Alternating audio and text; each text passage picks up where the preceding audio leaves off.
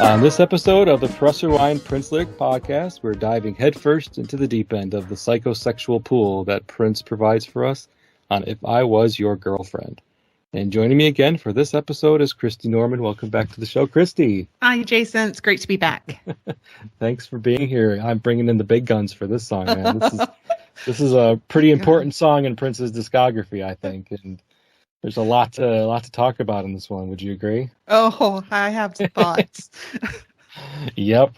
And actually, I recruited you for this episode specifically because I know that you and Josh, your husband that you do the Mountains of the Sea podcast with, covered Sign of the Times very extensively over the past almost year, about the time the Sign of the Times Super Deluxe was released. So you covered primarily the album and all of the extra discs that came along with the Super Deluxe edition. Yes. And so I remember listening to those episodes, and when you guys were talking about If I Was Your Girlfriend, I remember thinking to myself, oh, Christy's got an interesting take on this song. She would be a really value-added guest when I get around to doing this.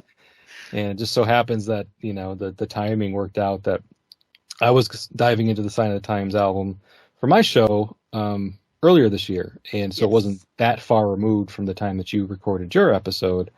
So hopefully the ideas and thoughts you have on this song are still fresh enough in your mind that we can talk through them today. Yes. I made sure to prepare, so we're good. Cool. So, If I Was Your Girlfriend, it was the second single released from the Sign of the Times album. It didn't really make much of a commercial splash here in the United States. It fared a bit better in Europe. I don't know if that's just because the Europeans were a little more open to the idea of a man singing in a kind of an androgynous voice, talking about being somebody's girlfriend. I think people kind of misinterpreted the song as some sort of homosexual fantasy, like a lesbian fantasy song, or Prince wishing that he was a girl. Right. I think there was a lot of misinterpretation of what the song's intention was, and easy to do when you listen to it. Prince sings in his Camille voice, which is of course sped up and in a higher pitch than his normal singing voice, and different than his falsetto as well. So it's kind of like a unique voice that he did for that Camille project that ended up getting scrapped. And then for a man to say, "If I was your girlfriend," and if somebody's just looking at the title of the song and not really even listening to it, one can make or jump to some conclusions about what the song might be about. And Prince already had kind of an androgynous look to him at times, with some of the blouses and the a little ambiguous in his sexuality. And exactly. And so if you weren't really paying that close of attention to his songs or his personal life, one could suggest through the title of the song that maybe this was Prince coming out, even. A lot of things could have been going through people's minds at the time that the song was released. Well, and it's one of those songs, if you heard it in the car as you were driving down the road and you weren't paying that much of attention, all you hear is "If I Was Your Girlfriend." And it needs a little bit more attention paid to it. So I think for that reason, maybe it's not a great single choice. No, because if you can misunderstand it so completely when you're driving in your car and hear it on the radio, then it's not a good single choice. It really needs at least a couple of listens and a couple of times of paying attention to the lyrics to really understand what's going on here. So I'd have made a different suggestion, but I agree. And I think at least the buying public in the United States and the radio programmers spoke loudly. Their response to the song was lukewarm at best. Yeah. I mean, it did okay on the R&B charts. Went to number 12, which is okay. It's not great showing for Prince. I mean, Prince was usually standard top 10 on the R&B charts throughout the 80s, and so for the song to not even quite make it to the top 10, but 12 is good. 12 is good. I think this song got some radio play in other markets, but pop radio wasn't feeling it. Pop radio wasn't feeling it at all, and neither was MTV. There wasn't a music video, so that doesn't help things. Help mainstream crossover success if you don't have a music video in the 80s. And it's lack of radio. It's kind of a shame because it was backed with Shaka Dog, which I think at that time sometimes B-sides got some play, and I think Shaka Dog would have been, if it had been the B-side to a different song, may have bumped it if it had gotten on the radio a little bit more. Sure, kind of like in the way Erotic City became kind of a crossover hit, even though it wasn't a single. It was the flip side to Let's Go Crazy. Yeah, I can see that. Shaka Dog is a fun song. I know a lot of people that really, really enjoy that one. And it's the first single that got a CD release of any kind.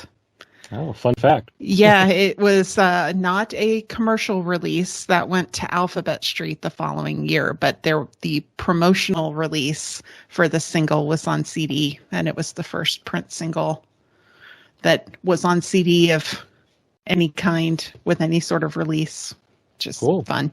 Yeah, interesting that they chose this one and not like Sign of the Times, the song before. Yeah. Whatever.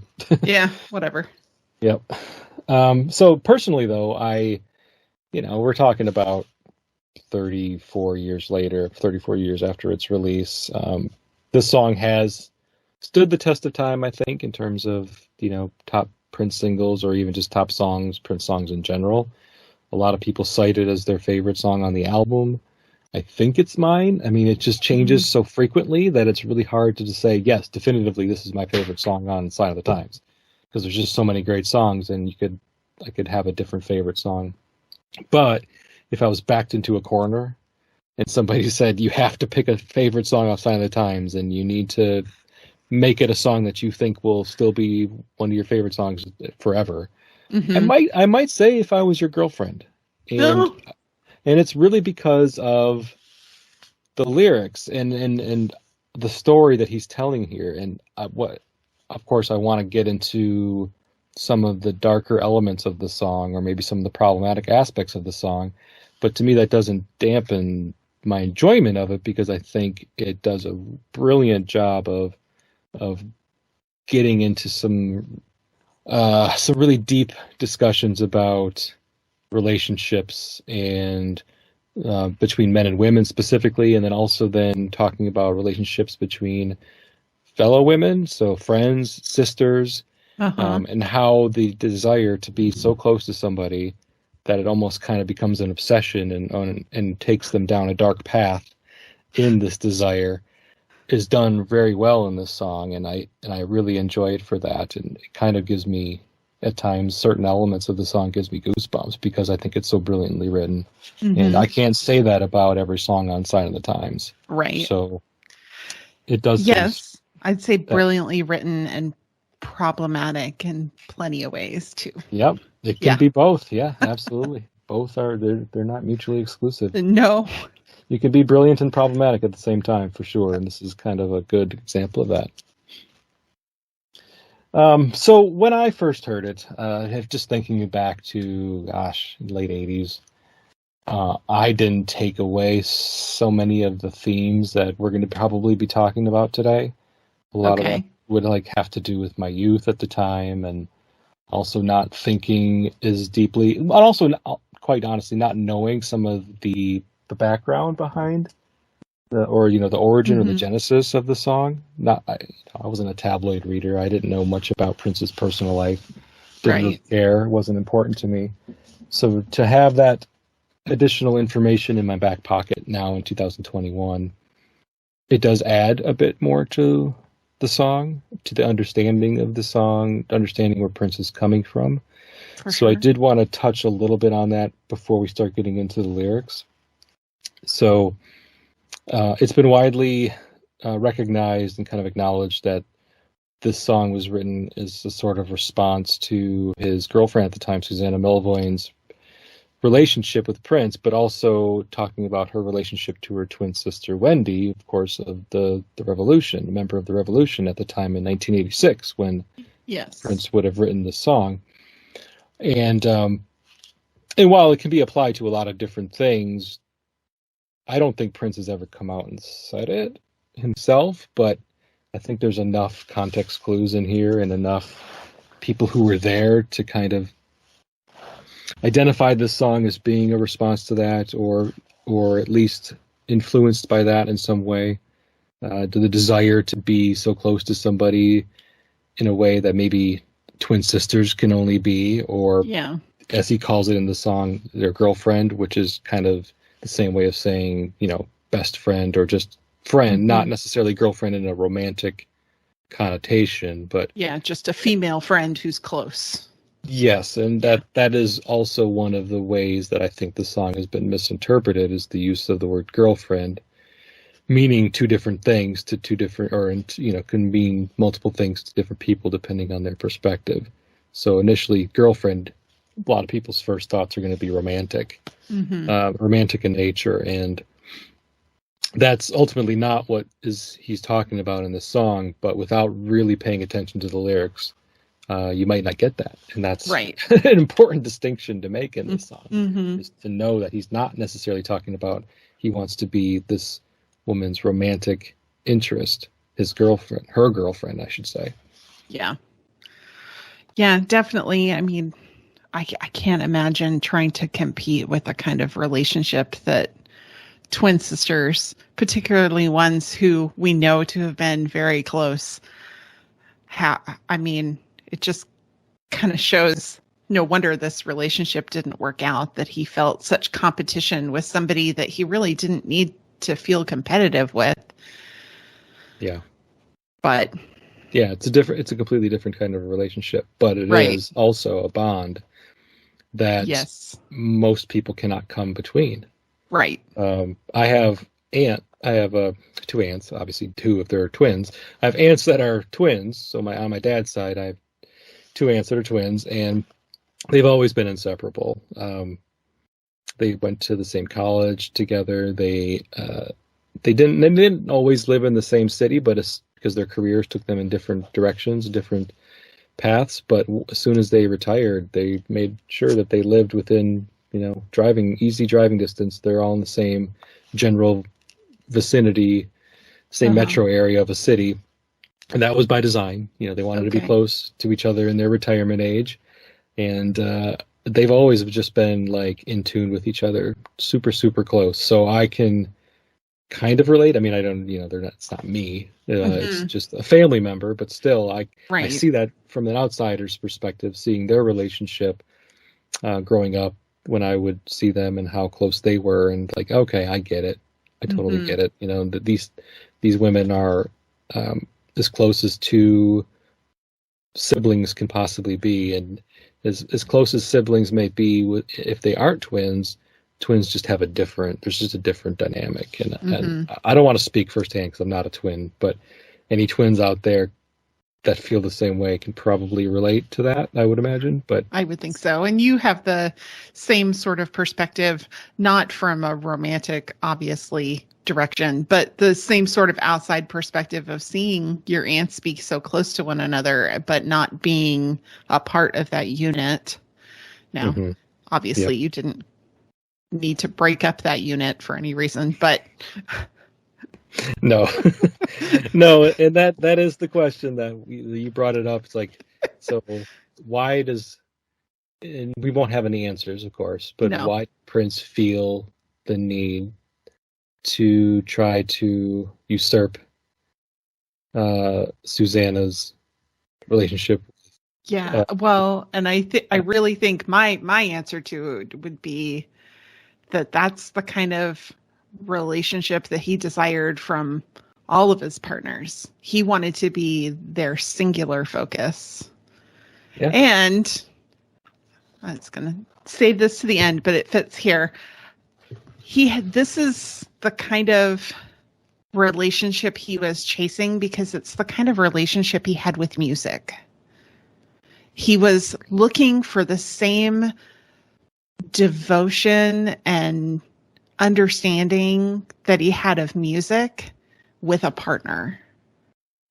And he was chasing that, and you could see it in the if you look at his relationships and how they evolved and how they related to his music and the kinds of things he wrote about when he was in different kinds of relationships. He was really seeking this same deep level of understanding he had with music, as if music were really his ultimate partner who understood him completely but never really required anything of him. Mm-hmm. He's looking for that in a human partner as well, a romantic partner. He wants the same kind of relationship with music, or with a person, that he has with the music. And it's just, and he never quite found it. How could you? Yeah, they just, it isn't the same. And no. They're not.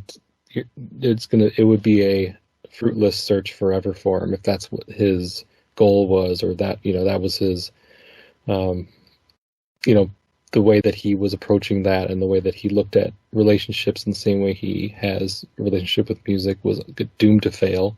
Yeah. Because they're humans and have wants and needs and desires that differ from his own. Yeah, and he can master music, and he can't, mastering another person or mastering a relationship is much more difficult. Yes. One thing I touched on it briefly, but I'll just kind of reiterate. So the song is sung in Prince's Camille persona. So it was one of the songs, unlike "You Got the Look," which was the song that came right before this on the Sign of the Times album. If I Was Your Girlfriend was actually intended for the Camille album. "You Got the Look" never was.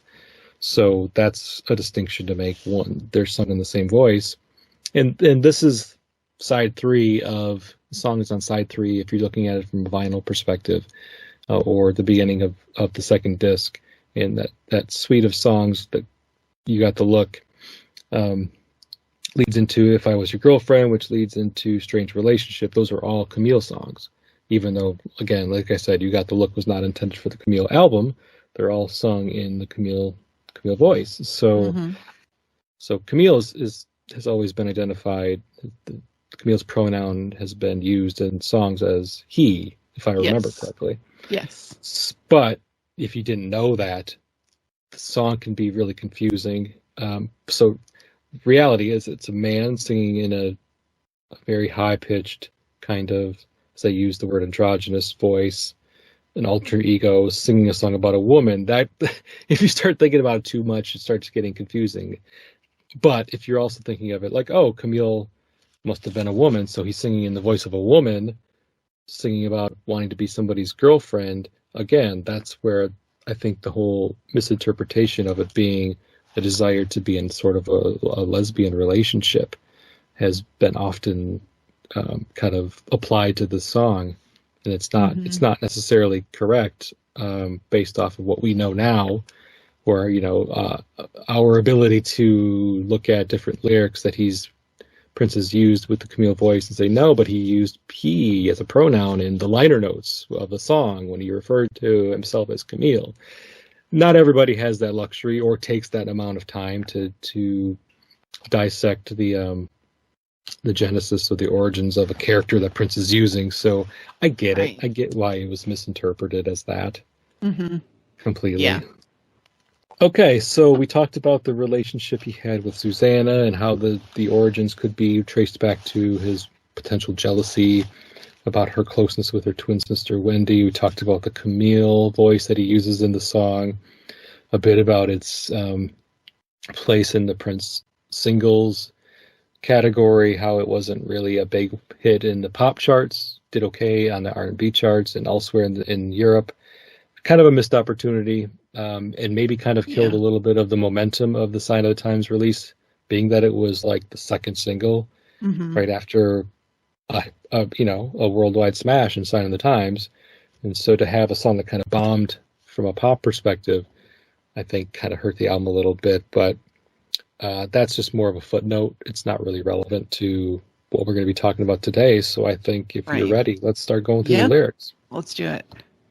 I'm not going to talk too much about the little intro because that's the sound collage that really doesn't have anything to do with the song's themes or the lyrics at all, but just mention in passing that this is a sound collage that includes different samples that Prince grabbed from various sources. One is like a New York street vendor saying, "Look at the bargains over here, ladies." Yeah, that actually comes from Spider D's Big Apple Rappin', which if you've never listened to it, do yourself a favor and go listen to it because it's way fun. It was sampled in that, but nobody knows where the original sample came from. But yeah, because it's like a sample of a sample potentially. Yes, but it's so much fun. Yeah, sounds fun. It's but yeah, it has nothing to do with the song, right? Not really. I mean, when Josh and I talked about this, he said maybe it's kind of a little quick look at relationship in a nutshell, because it's got a wedding march in there, and you know, there's music, and you might be on a date and walking down the street, and somebody else, "Oh, hey, look over here." Or you might be walking down the street with your girlfriend. "Hey, ladies, look at the bargains over here." Yeah. So, you could definitely apply that. I mean, the wedding march sound effects wedding march sample comes from a sound effects album too. So it's not like he hired somebody to come in and play that. Or he could have just done that himself. I mean, obviously Prince had the ability to play that himself and just use a live version of it, but nope. Yeah, he chose to sample it. Okay. All right. It was an artistic choice.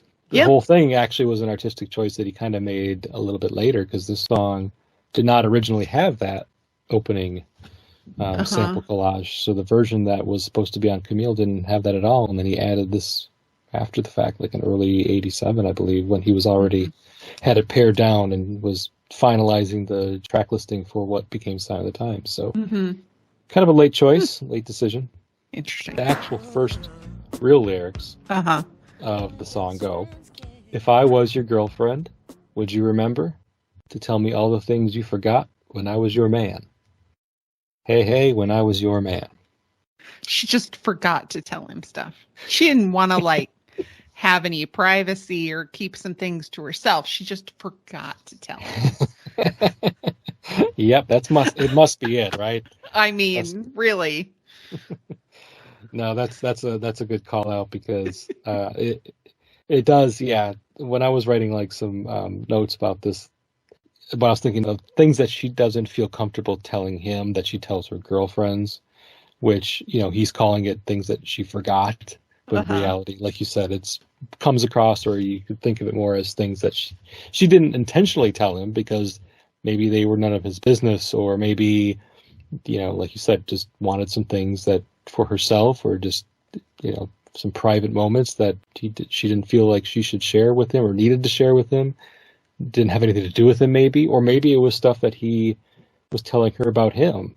I think it was all about him. He wants to know what she was talking to her girlfriends about him. He doesn't care what she bought at the grocery store or the good deal that she got on the pair of shoes. She wants to know what she's telling her girlfriends about Prince. Yeah. Yeah, that's what I get from as well. It's really just kind of like, hey, any secrets you have, I want to be in on that. And this is maybe one way I can do that is now not just be your man, but also be your girlfriend. So, and there's later on in the song, we get more of this kind of like things that you would do without me, I want you to do with me, even if it means that it's about me. And it's all very confusing, but also a little bit troubling too, because it does come back to the whole controlling nature of, or at least the desire for control that he seems to be exhibiting throughout this song. But yeah, that's the first verse. It's pretty short, and what he does in this song is he'll sing like a couple of verses back to back before he does the chorus, and the chorus is also very simple, also very straightforward. We'll get to that in a second. Second verse, if I was your best friend, would you let me take care of you and do all the things that only a best friend can? Only best friends can. Mm-hmm. So now he changes it from if I was your girlfriend to if I was your best friend. Yeah. And this one kind of makes me wonder why out loud in this setting, but to myself when I'm just listening to it, why does it have to be mutually exclusive? Yeah, I wondered that too. He Why can't be does her best friend and her lover? Yeah, I mean it can Just, happen. And if it's not, okay, but why does it yeah, have to be in his mind, why can't her boyfriend be her best friend as well? Why is it yeah. not the case in his mind? And it makes me wonder if he's thinking of it as a gender separation, that your best friend is going to be of the same gender rather than the opposite gender. Because you can have like best friends of the opposite gender who are also not your lover. Mm-hmm. But it seems to me like he's thinking best girlfriend. His lover's best friend of the same gender, and he wants that kind of relationship of the closeness that is maybe absent the sexual feelings there. Yeah, you could almost like insert the word girl between best and friend in that first line. If I was your best girlfriend. Right. He doesn't, but one could do that when you're thinking about like the meaning behind the lyric or meaning behind the line. The other thing I was thinking about with that, just around that whole thing, that only best friends can, if I was your best friend, maybe there's a little bit of callback to, youth and childhood for the most part. And it's not always the case, and I'm not trying to stereotype everybody's situation as being identical, but for the most part, our best friends growing up were of the same gender. Right.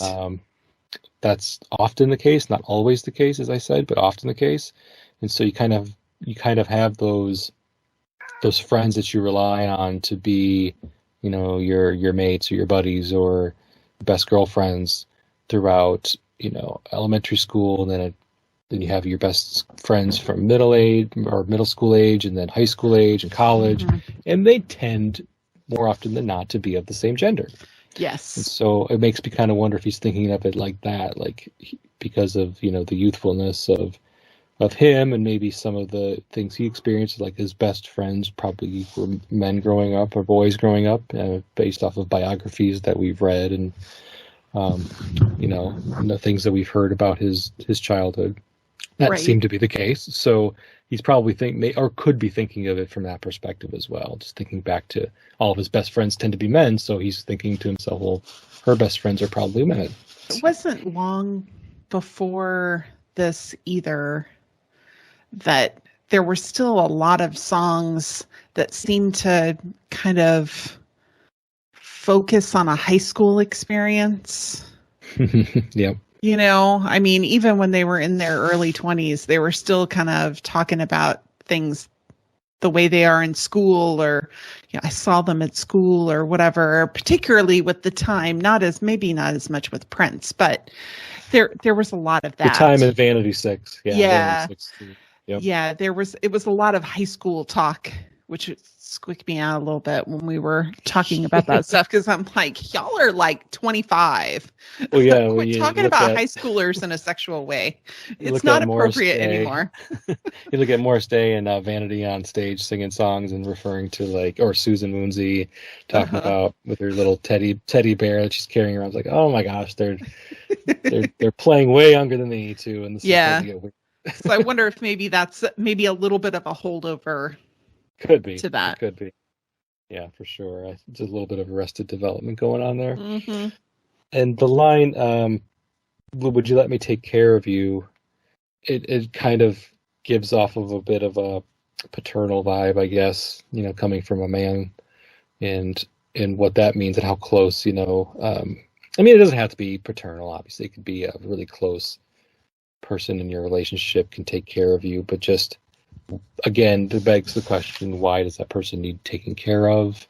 Does that person really need taken care of, or is it just you projecting this this need to take care of them when they're just like, I'm good, thanks. Yeah. I don't really need you to take care of me, but okay, if you want That's to fair. do something for me, feel free. But Mm-hmm. because then if you take care of them, it feels, I think, like maybe to the person doing the caring, one can get out of that as more of a feeling like they need me, like Right. they really need me to take care of them, even if they don't. And that kind of theme has come up in film before. I think Mm-hmm. good example, and being a horror movie fan, one example I think of is the book and the movie Misery. Mm-hmm. Kathy Bates takes care of James Caan's character throughout the film. Right. She has to hobble him herself in order to put him in a situation where he needs her to take care of him, and that's a really extreme example, but kind of sometimes if you're thinking of it a little beyond what the line actually says, you think of it to yourself, but take care of you, but to what extent? Why does this person need taken care of? Right. Questions, not answers, of course. Yes. So then we get the chorus or refrain, if I was your girlfriend. Mm-hmm. If I was your girlfriend. So that's it's sung here in a lower register, so it kind of sounds like it's coming from somebody else, or at least it's supposed to sound like it's coming from somebody else. If I was your girlfriend. Mm-hmm. So I don't know if there's really anything more to that other than just a nice way to kind of mix up or add some different elements to the song, maybe make it sound like it's being sung by multiple voices, or have some background vocals in there that don't sound like they're coming from the Camille persona. But I like it. It works, and it breaks up the verses, which is really what the intention is. Yes. The song isn't about a chorus or a hook, Right. We don't need a catchy hook for this song, and maybe that's another reason why I didn't succeed quite so well. All right, so then we get into the third verse. If I was your girlfriend, would you let me dress you? I mean, help you pick out your clothes before we go out? Not that you're helpless, but sometimes, those are things that being in love's about. So he starts off again. He recognizes her autonomy. Not that you're helpless. That you're helpless. I have to repeat that. Uh-huh. If I was your girlfriend, though, he starts off this verse with that line again, just to kind of bring it back to like the first verse. And I was racking my brain earlier, and maybe you have the answer. Maybe you don't. It's fine if you don't. But here, what he's talking about, would you let me dress you, help you pick out your clothes before we go? I feel like he's done something like this before, or had done something like this later. I'm sorry, not before. Later in the 90s in a song, but I might be misremembering. I don't know if you recollect any song where he talks about picking clothes out for her to wear, or gosh, maybe I'm even thinking of a different project entirely. I don't remember specifically. I mean, it seems like the kind of thing that he really enjoyed fashion and enjoyed that so much. And that was such a big part of his life and his persona, especially since everything was custom made for him because he was small in stature and had such a flamboyant attitude about everything. So he just really enjoyed fashion, but no, I don't remember specifically a song. If I think of one, I'll tweet at you about it. Thanks. And anybody else can do the same. If you could think of a situation or example where Prince sings a line about wanting to pick out clothes for his girlfriend or his lover or whatever, and dressing her, not specifically saying, let me dress you, but I feel like the line, help you pick out your clothes before we go out, feels familiar to me from a different Prince song, and I just can't put my fingers on it. So anyway. Okay. The other thing with this one, I'll let you go next, but I think what I want to definitely talk about is the controlling nature just continues to kind of escalate here when he's almost like, okay, so I wanted to control a little bit about your, who you talk to. I want you to need me to take care of you, and now guess what? I'm going to even dress you. Like it's getting a little heavy now. See, and even this part isn't as concerning to me, because if he's enjoying spending time with women, and he has spent time with women before they go out to clubs. He knows that very often that's the part they really like the most, is going out together or getting ready to go out. Pink wrote a song about this. I don't remember what it's called, but she has a whole song about how getting ready to go out is the best part. Hanging out with your girlfriends. Get the party started? Yes, May, I think so. Okay. And getting dressed, putting on your makeup, doing that thing, figuring out, having them tell you how you look the best and how to accentuate things. That part's the most fun. So if he's seen women do this, he wants to be a part of that fun, which that seems less nefarious than what we're about to get to in verse 4. Yeah. Okay. I could buy into that. I think it was just kind of like the building up of like verse after verse, like, here's what I wanted to do. I want you to tell me everything. And you're not going to tell these secrets to anybody else. And now here we're going to, I'm going to be your caretaker now too. And now now I'm going to dress you. It's like, I think it by itself in a vacuum, it's not so problematic, because I also wrote notes like, depending on your perspective, this can seem like a really kind of sweet romantic gesture. And if like my wife wanted to say like, I think you would really look nice in this suit, or, put this tie with this jacket, I think you would look really handsome, or something like that. I wouldn't be like, I'll wear whatever I want. Yeah, exactly. Okay. I would take it as, like a really nice gesture, like flattery, like she cares enough to want me to look good.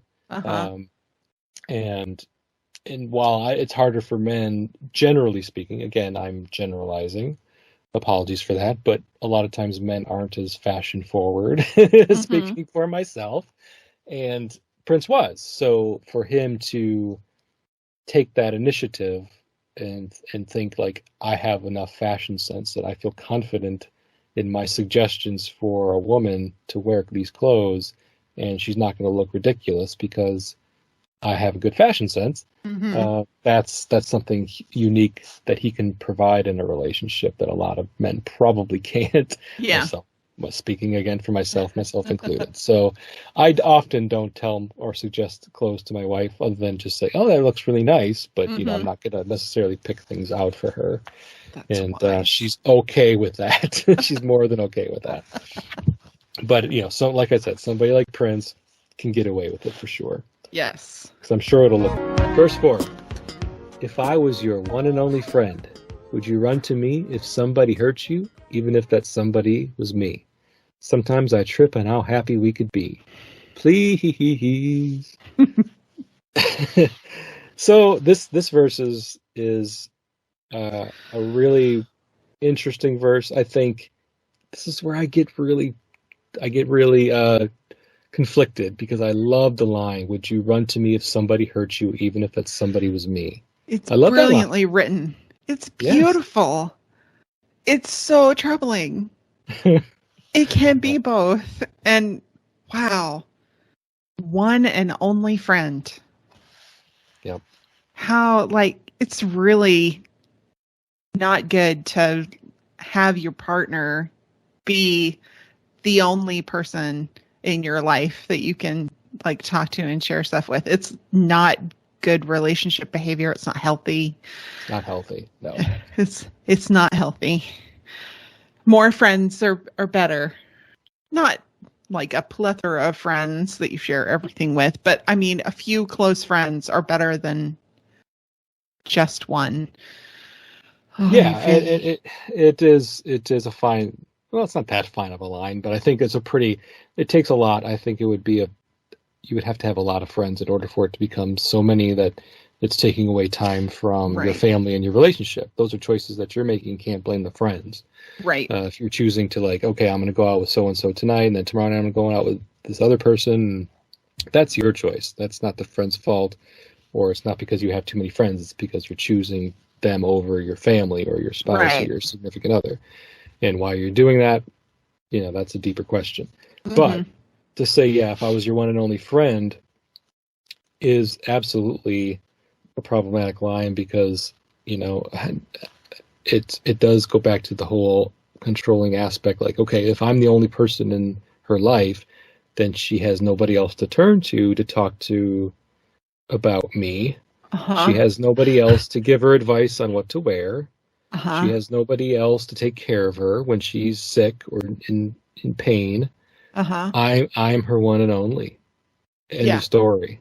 And so all these things that I wish I could be as her girlfriend, by default I will be, because I'm her one and only friend. Uh-huh. Ooh, it's not good. And you know what? There might be somebody out there, and I really hope there is, that listens to this song, listens to these lines, and doesn't get kind of queasy about it, doesn't think of it that way, and maybe they think it's really sweet. Maybe they think the gesture is sweet, and they just don't get, I feel like it's that problematic because it's more of like an idea, not necessarily a reality. Right. And an idea in maybe a person's mind that's a little bit obsessed, quite a bit obsessed. And, there's plenty of songs out there that have touched on kind of like romantic obsession. Mm-hmm. One of the biggest hits of the 80s, Every Breath You Take by The Police, certainly falls into that category. And I think it's just kind of like, in many cases where the artist writes a song like that, they're trying to, express their art in a way that, and express their feelings about relationships in a way that they have to know.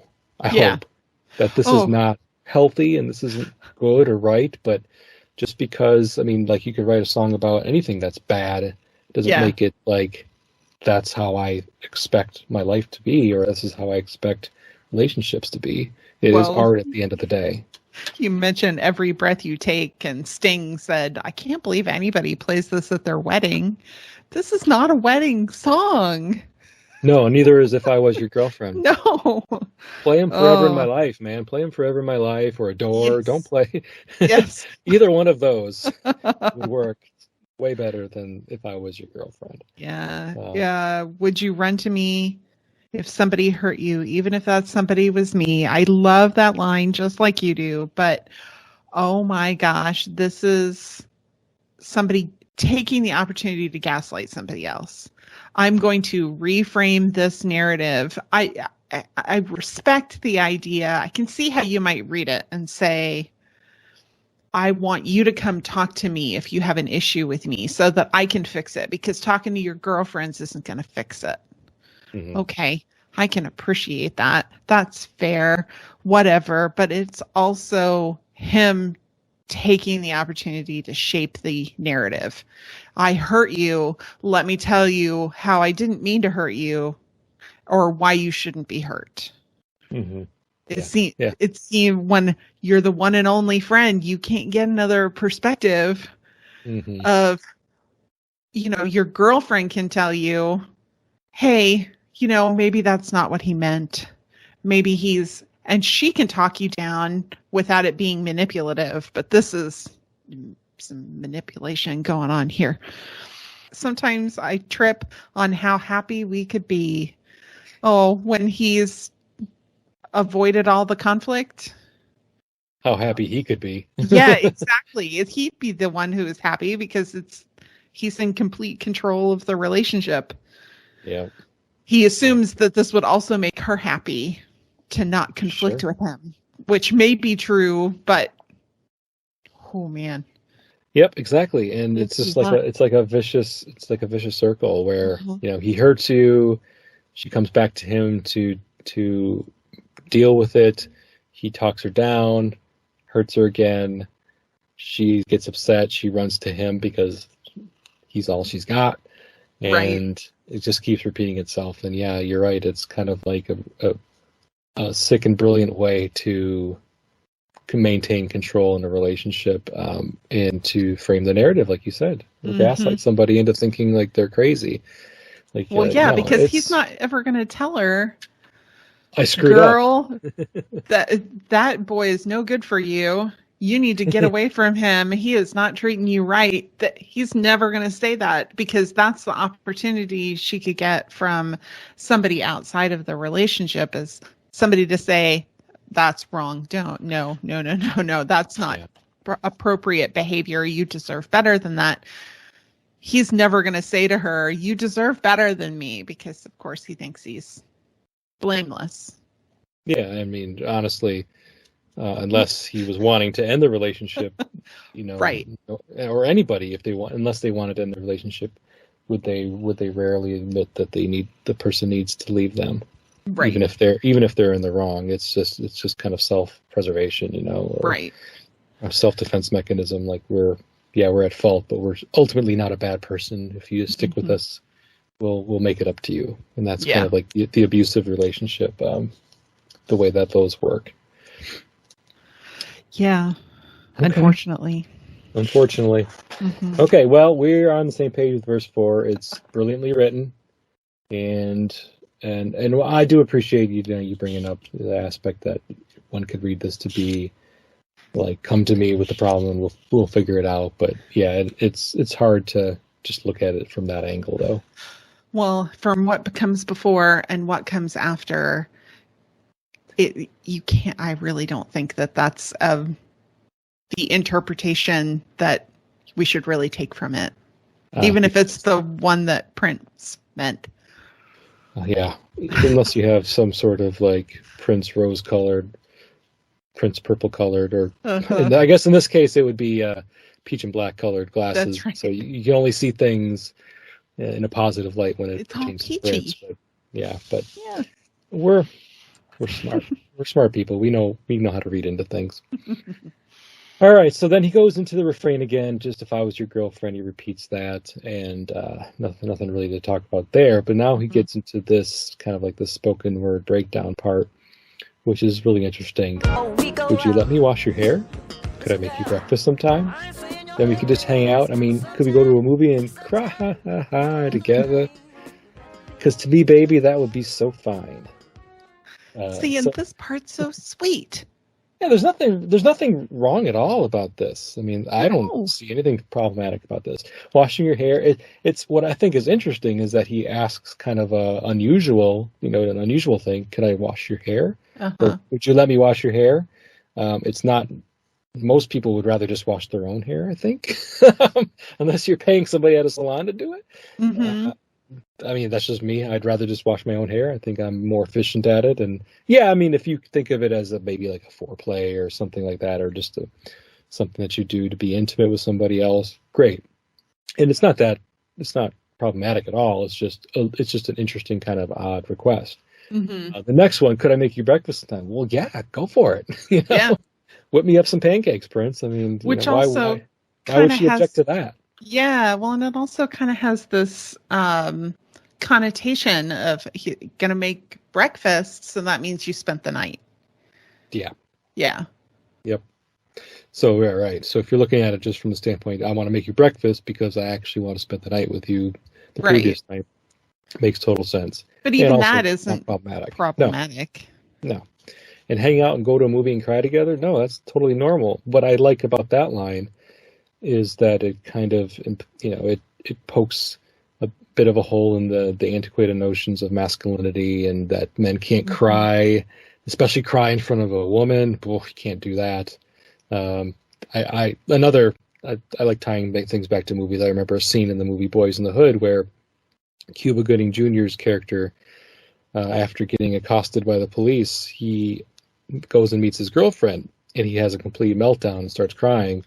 And he gets all embarrassed later because he cried in front of a female, he says. And so this goes back to this whole, like I said, antiquated notions of masculinity, that men can't cry, period, and especially can't cry in front of women. Like if you're a man and you're gonna cry, you better just do it by yourself in a corner or somewhere.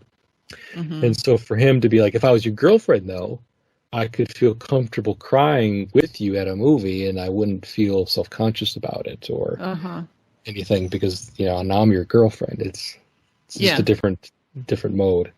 So I like that, and that's kind of a cool way to think about that too. Yeah, he's hungering for these simple things. Yeah, exactly. Moving on then, unless you have anything else you want to talk about with the questions he asks. The next think they're sweet. Yeah, they are. It's a nice break. Yes. Problematic aspects. But then he goes back to verse 5, which is really more of just repeating what he said in verse 3. Baby, can I dress you? I mean, help you pick out your clothes before we go out? Listen, girl, I ain't saying you're helpless, but sometimes those are the things that being in love's about. So Sugar. just nothing new. Yeah, and then parentheses sugar. So yeah, nothing new there. Nothing that we really need to probably. Right. And then he starts going into some different lines, and this is more of like a breakdown. He's still kind of saying here, do you know what I'm saying to you this evening?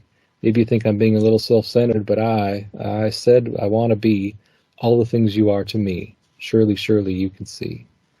So just some more stuff talking about like, what he wants to be for her. Like he's like opened his heart to her, and he's hoping that she responds in a positive manner. maybe you think I'm being a little self-centered, but trust, it's not. That's not it. That's not it. Let me tell you how you're wrong about your opinions about me. My troubling behavior is, you're wrong about that. It's not troubling at all. Yeah. His excuse is, I want to be all the things you are to me. Surely, surely you can see. And that's why he's being a little bit self-centered. Yeah, but he thinks that she already has all that. And obviously, she doesn't have all that. She doesn't have the kind of relationship with him that he maybe thinks she does, because she does need to talk to her girlfriend. Either that, or he's just like, I don't have anybody else to talk to, so I don't want you to have anybody else to talk to. Well, I'm sorry. Make some friends. That is actually a good point, and it could be again a projection a little bit. Like if, and not again, Prince. We know Prince had friends, but at the same time, I think being a superstar is probably can be pretty lonely at times. Oh, for sure. Who do you trust? Who's in it for the money? Who's in it for the fame? Who's in it for you? And that's it's a very common trope for a lot of celebrities, a lot of musicians, famous people, having like people you can trust is difficult, I would imagine. And so this could be a little bit of that. Like like you said, I don't have anybody that I feel this close to, and so I'm very jealous right now that you do. And I want to change that. I want to, or at least I want to have that kind of relationship you do with your sister. If it's if we're taking it to that, using that inspiration as kind of the what we're talking about here, and because he wasn't really close to his siblings, super close at least, from what we know from his biographies and autobiography, well, the portion of his autobiography that we ended up getting. I don't get the sense that he and Taika were, best buds or anything. And then he had half brothers and sisters, and they were all much older than him. So, he didn't really have that. Right. Didn't really have that. And then all the ones that he was really close with, his brothers from other mothers, like Andre and Morris, by 1986, they were all gone. Right. Tough times. That's a shame. Yeah. All right. So then what we get to the very end is this spoken outro. I'm going to read all of it, and we're not going to necessarily need to like dissect every lyric. I think it would just be best after I read it to just kind of point out a few things that we think are important or interesting about this. All right. So here goes. Is it really necessary for me to go out of the room just because you want to undress? I mean, we don't have to make children to make love, and we don't have to make love to have an orgasm. Your body's what I'm all about. Can I see you? I'll show you. Why not? You can think it's because I'm your friend. I'll do it for you. Of course I'll undress in front of you. And when I'm naked, what shall I do? How can I make you see that it's cool? Can't you just trust me? If I was your girlfriend, you could. Oh yeah, I think so. Listen, for you naked, I would dance a ballet. Would that get you off? Then tell me what will. If I was your girlfriend, would you let me? Would you let me see you naked then? Would you let me give you a bath? Would you let me tickle you so hard you'd laugh and laugh? And would you let me kiss you there? Down there where it counts. I'll do it so good, I swear I'll drink every ounce. And then I'll hold you tight and hold you long. And together we'll stare into silence. And we'll try to imagine what it looks like. Yeah, we'll try to imagine what silence looks like. Yeah, we'll try to imagine what silence looks like. Yeah, we'll try. Oof. Yeah. That's hard to read. And it's not hard to read because it's difficult like language. it's just hard to read because there's so much to unpack there. Wow, and this is another part of the song that gives me chills every time I listen to it because of just the way he just goes overboard. Like he just is obsessed. Like it's just, I need to know what it is that I can do to make you happy. And in this case, he's more talking about sexually pleasuring her. Like, what can I do to please you sexually? And it's just so persistent, it's like he's very persistent. Okay, well, that doesn't work. So what about this? Well, what about this? Well, what about this? How about that? I do it for you. It's all about you. That's what he's trying to imply here. But is it? Yeah. So what lines in this outro section, Christy, do you think intrigue you or something you wanted to kind of talk about? Well, the very first one, is it really necessary for me to go out of the room just because you want to undress? And I'm like, well, that's her call. She gets to make the choice whether she wants you to be in the room or not. I mean, and maybe ask yourself, if she's uncomfortable to undress when you're in the room, why? I mean, that's the thing. Like, why is she uncomfortable to undress in front of you? Is it because you make everything sexual?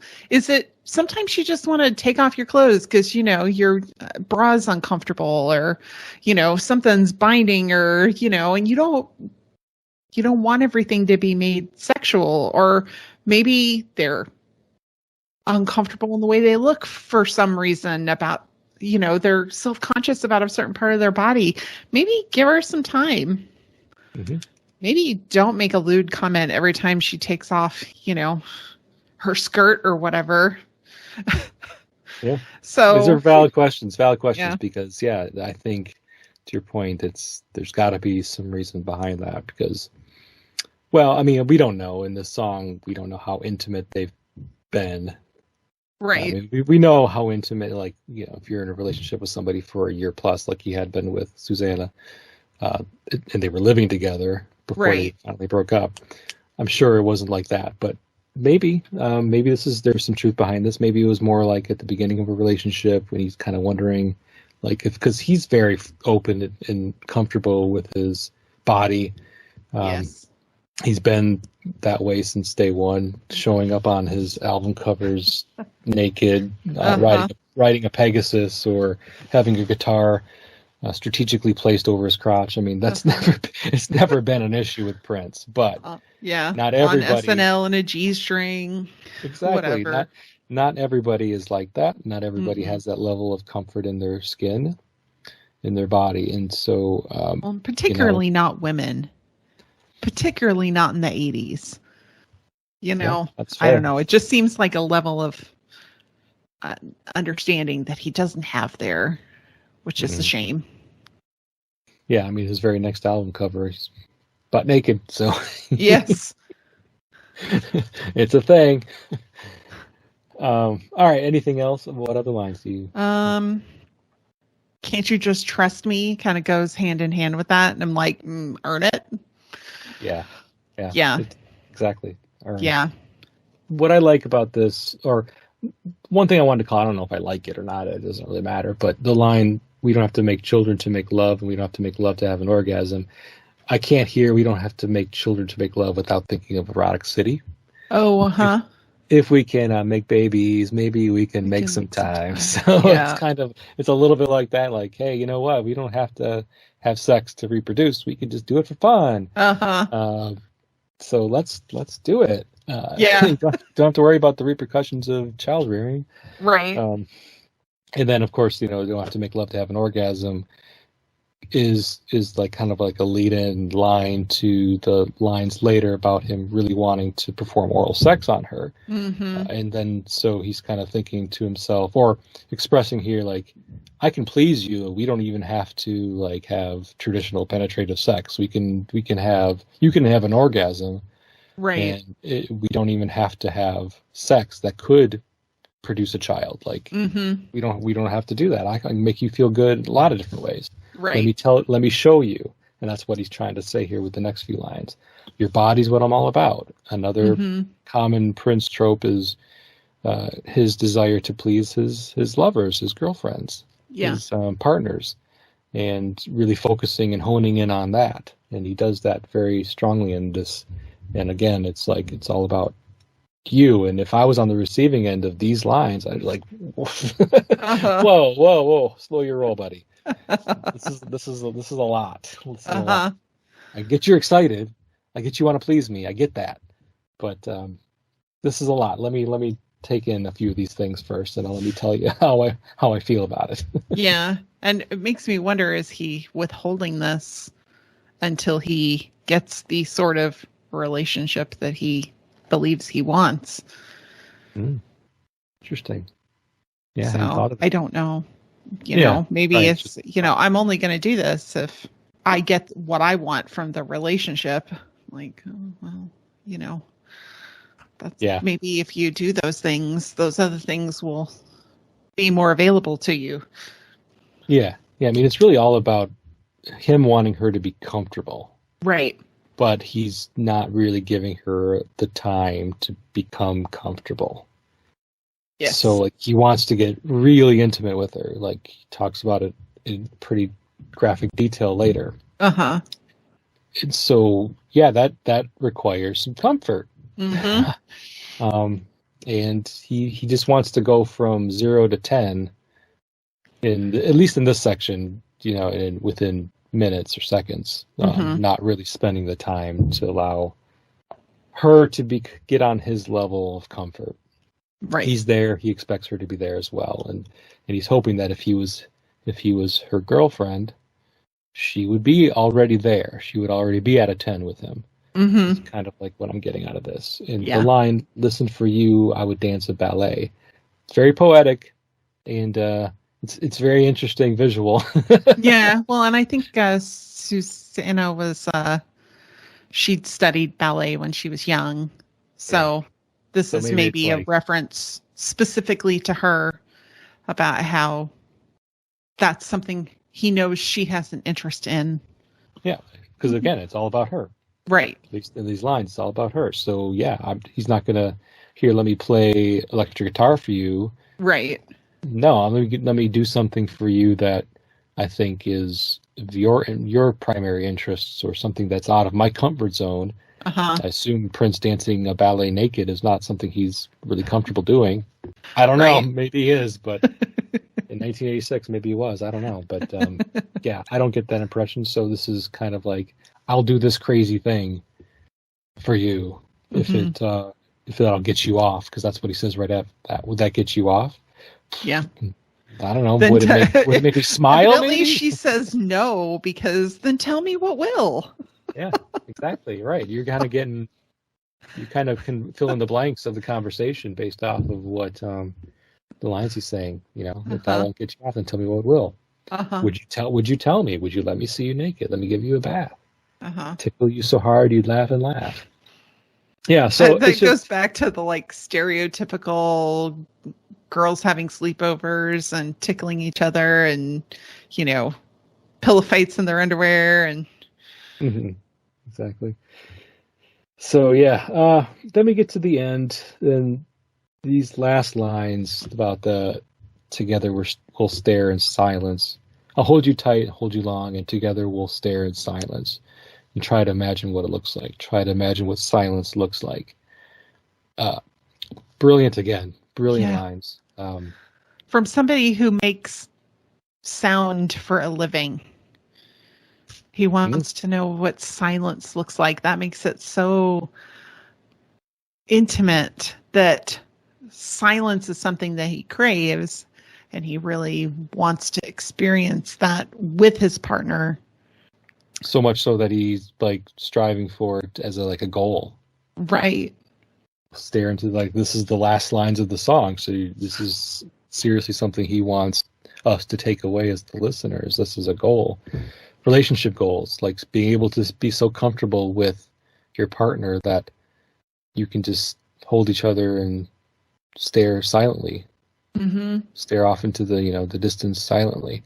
And it does take a level of comfort with somebody to feel like that's okay. Like you don't have to break the silence with inane chatter or whatever. Just to have that moment of silence with your partner is a nice thing, because you don't feel like you have to just constantly talk. Like, it's been a long time since I've been on a first date, but I do remember them, and they were awkward, because sitting there in silence with a first date, that's not so cool. That's a quick way to not get that second date, is to sit there silently and stare out in the distance with them.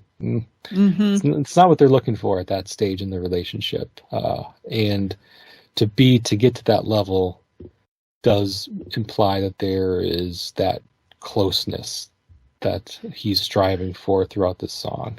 Yeah. Well, and to understand silence, you also have to understand loud. And it seems like they've got the loud part of the relationship figured out. Like arguing or lovemaking or, the talking all night, all of that stuff. They've got that part figured out. They've done that. That's the early part of the relationship. Now he's wanting this silence, and it takes time to get to that part. Mm-hmm. Yeah, and that's really kind of what I take away from it. I started thinking even more darker thoughts about this. Like, you can almost think of it as like, if you're in a situation, you're a woman, let's say hypothetically, in a relationship that is a bit difficult, or maybe not physically abusive but emotionally abusive. That kind of silence is a problem, because you don't feel like you can get out of it, and so you're kind of resigned to staying in a relationship you don't want to be in anymore, and you kind of see those broken women in these bad relationships, and the kind of silence that their silence is almost like resignation, of just like, I give up. Right. I'm no longer going to fight with you. I'm no longer going to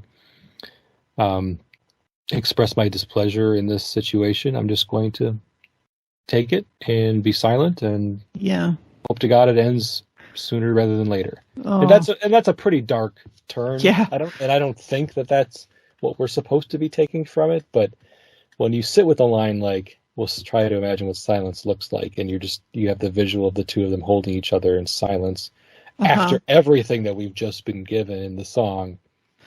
Sometimes you can think of it that way.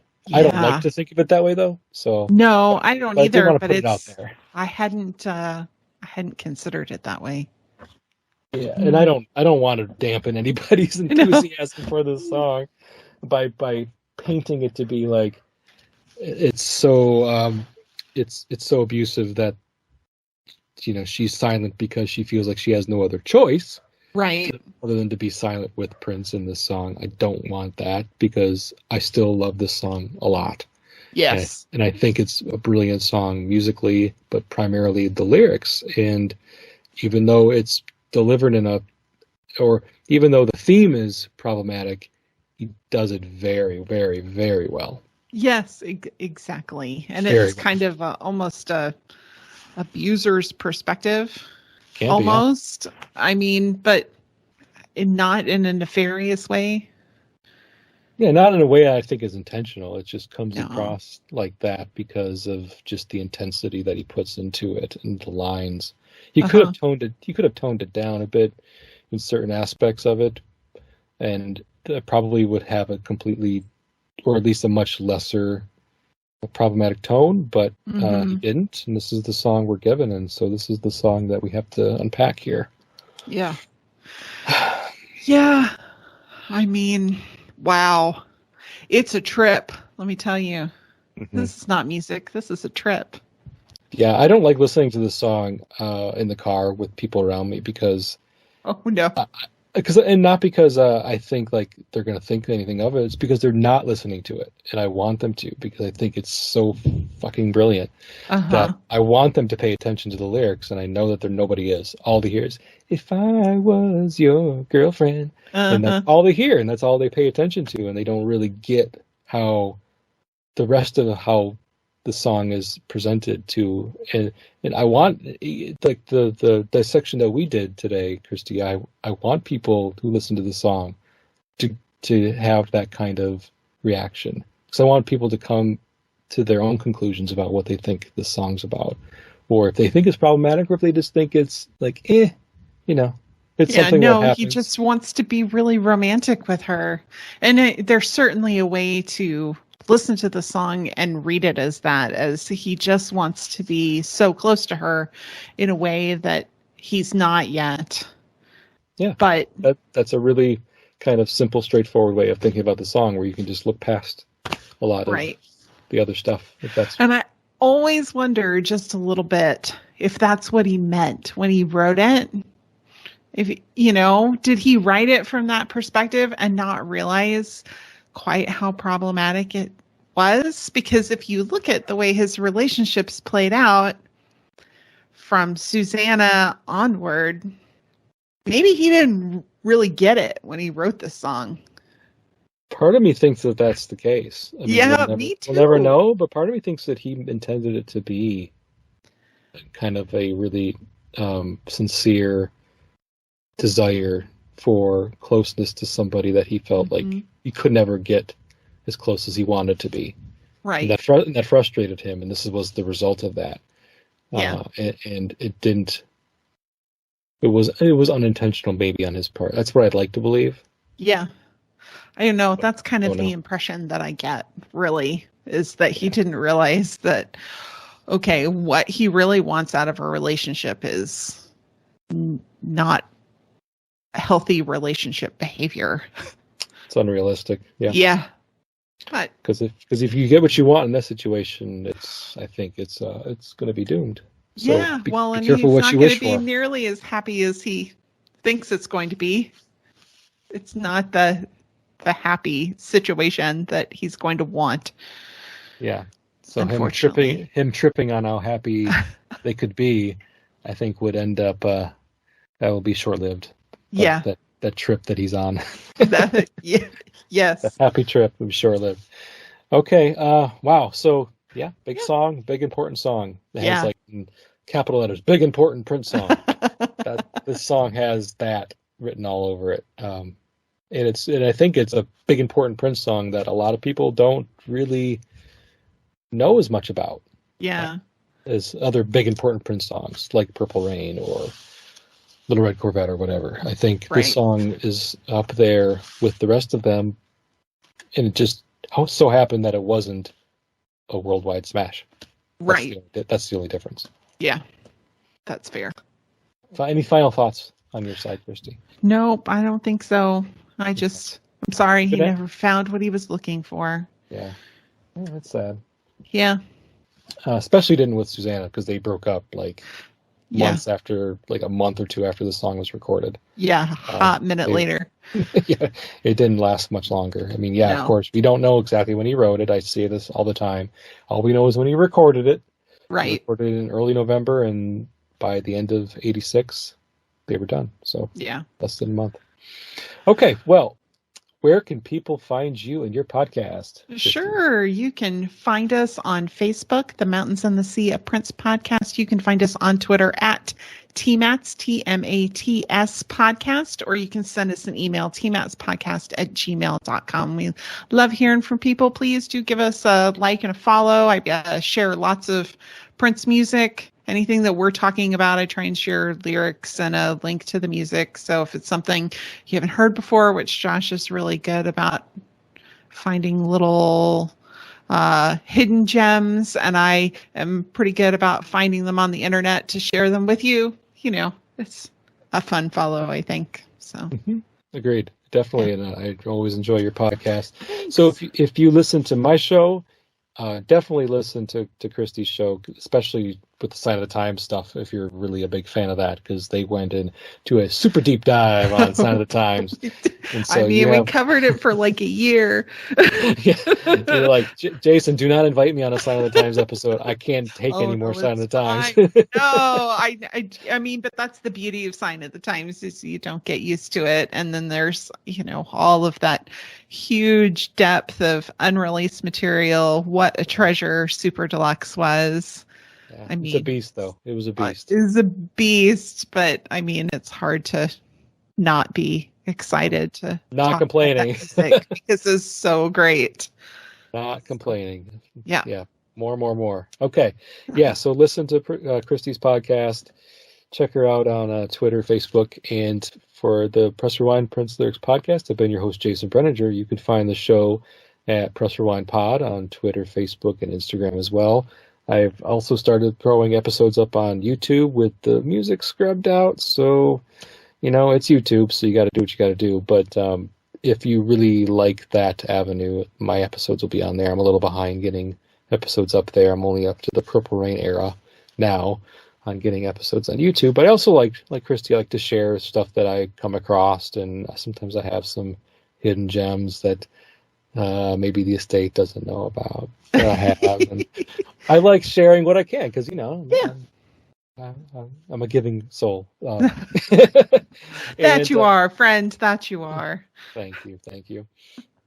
And if you listen to the show using Apple, that's a huge piece of that is the ratings and reviews. So if you like the show, obviously if you don't, do what you have Move to do. Along. If you like the show, a rating and review would be appreciated because that does really count big for Apple.